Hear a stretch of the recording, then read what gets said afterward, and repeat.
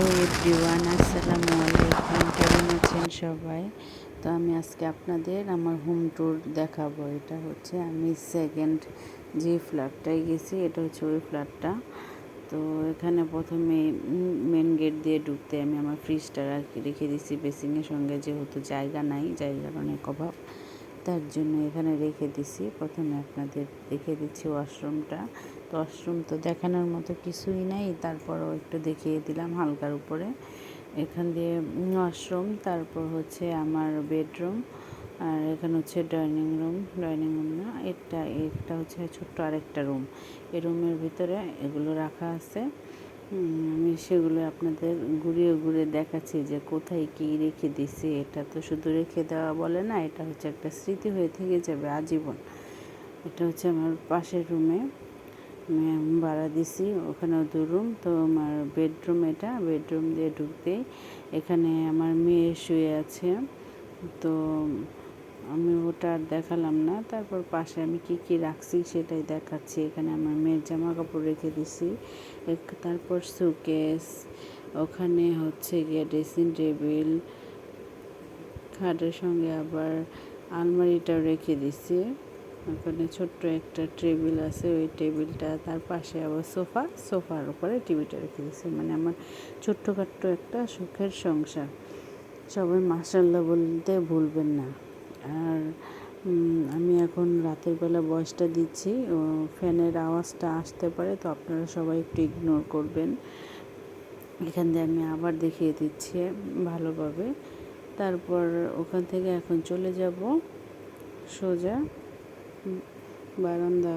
বারান্দাটা দেখাবো আপনাদের যে আমি বারান্দায় কী রাখছি। তো বারান্দার আশেপাশে ভিউটাও অনেক সুন্দর।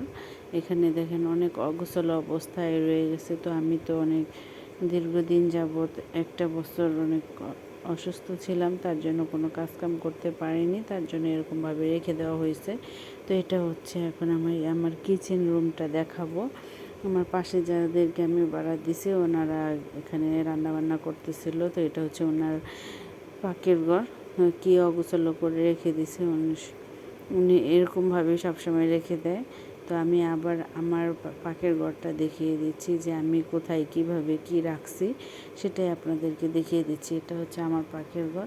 আমার পাকের ঘরও দেখে ছোটোখাটোর ভিতরে এখানে লাউটা আছে, আপনারা চাইলে এই লাউটা নিয়ে রান্না করে খেতে পারেন, কোনো সমস্যা নেই, আমি আপনাদেরকে দিয়ে দিব।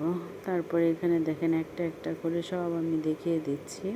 এগুলো মানে আমি আমার স্মৃতি হিসাবে রেখে দেওয়ার জন্য রেখে দিছি। আমার অনেক ভালো লাগে পার্সোনালি যে স্মৃতি হিসাবে থেকে যাবে, তার জন্য আমি একটু শখের বসে আর কি ভিডিওটা আমার করা।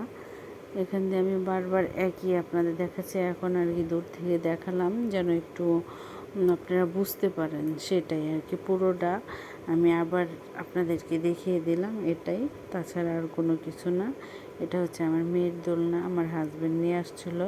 তো ওই দিন এগুলো হোম ট্যুর দেওয়ার পরে আমি আবার আমার আন্টির বাসায় চলে যাই আমার মেয়েকে নিয়ে। তো আন্টি তো আমার মেয়েকে পেলে ওনার আর কিছুই লাগে না, উনিও খুলে নিয়ে বসে বসে চা খাচ্ছে। আর আঙ্কেলও বসে বসে আমার মেয়ের সঙ্গে গল্প করতেছিল, দুজনে মিলে। ওকে অনেক আদর করে মাশাআল্লাহ দিল অনেক আন্টি। তারপর ওখানে আমার শাশুড়িও বসে আছে, আমি এখানে শুয়ে পড়ছি ওখানে বাসায় যেয়েই। তো আমার এই ছোট্ট সিম্পল ভিডিওটি যদি আপনাদের ভালো লেগে থাকে তাহলে অবশ্যই like, comment, share and subscribe করতে ভুলবেন না। বন্ধু হয়ে পাশে থাকবেন। আল্লাহ হাফেজ।